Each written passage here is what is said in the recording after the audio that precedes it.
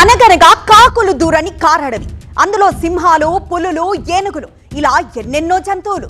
అవి మాత్రమే కాదు, పచ్చని చెట్ల మధ్య ఆ కొండల్లో కోనల్లో వెలకట్టలేని సంపద కూడా ఉంటుంది. ఇదేదో చిన్నప్పుడు తాత నానమ్మలు చెప్పిన కథలా అనిపిస్తున్నా అది అక్షరాలా నిజమేనంటున్నాయి నేటి సర్వేలు.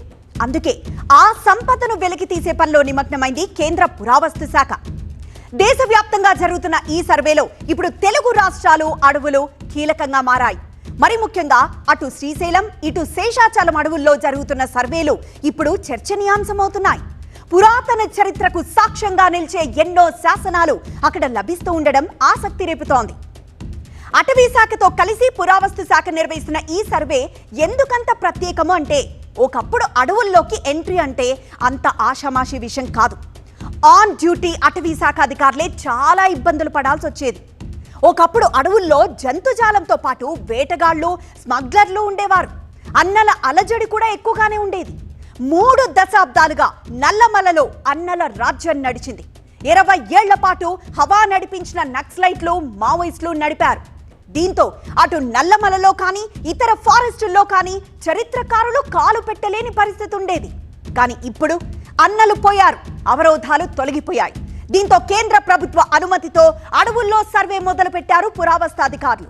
అటవీ శాఖ సిబ్బందితో కలిసి అడవుల్లో చరిత్ర ఆనవాళ్లను వెలికి తీసే పనిలో పడ్డారు. రానున్న రోజుల్లో మరింత లోతైన అధ్యయనం చేయబోతున్నారు. రాయలసీమలోని లంకామల టు తెలంగాణలోని గుండారం వరకు నల్లమలలో 3727.82 చదరపు కిలోమీటర్ల పరిధిలో 3 రోజుల సర్వే నిర్వహించారు అధికారులు. ఇక అటు శ్రీశైలం, ఇటు శేషాచలం అభయారణ్యాల్లో అలనాటి శాసన సంపద ఒక్కొక్కటి బయటకొస్తోంది. ఇప్పుడు నల్లమల సదాశివ కోనలో నిర్వహించిన ఏఎస్ఐ సర్వేలో 16వ శతాబ్దపు విజయనగరం శాసనాలు వెలుగులోకి వచ్చాయి. తెలుగు, తమిళం, కన్నడ భాషల్లో రాతి శిలలపై శాసనాలను గుర్తించారు సర్వే టీమ్స్. లంకామల, నల్లమల అడవుల్లో ఇప్పటికే పురావస్తు సర్వే పూర్తి కాగా శేషాచలం అభయారణ్యంలోనూ శాసన సంపదను కనుగొన్నారు అధికారులు. 1వ శతాబ్దానికి ముందు నుంచే నల్లమలలో శ్రీశైల ఆలయం ఉన్నట్లు ఆ శాసనాల ద్వారా స్పష్టమవుతోంది. శ్రీశైల క్షేత్రాన్ని శ్రీకృష్ణదేవరాయలు, మహారాజ్ శివాజీ దర్శించినట్లు అక్కడి శాసనాలు చెప్తున్నాయి. కాకతీయ రాజుల అభివృద్ధిపైన శిలాశాసనాలు ఈ సర్వేలో బయల్పడ్డాయి. శ్రీశైల ప్రాశస్త్యాన్ని చాటి చెప్పే మొత్తం 38 శాసనాలు లభ్యమయ్యాయి. ఆది మానవుడి ఆవాసాలు, శాలివాహనుల ఆనవాళ్లు, ఇలా ఎన్నెన్నో చారిత్రక సాక్ష్యాలు ఈ సర్వేలో వెలుగు చూస్తున్నాయి.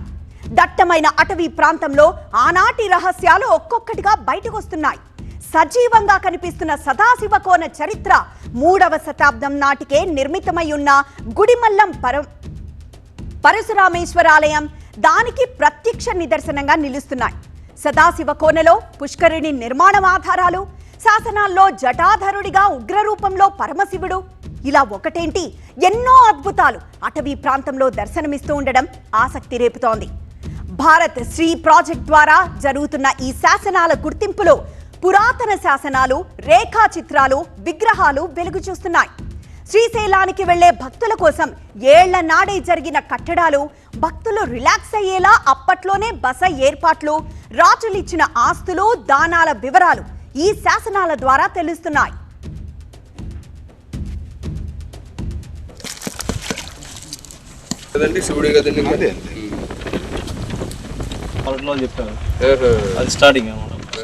నిలబడ్డండి సూర్యుడు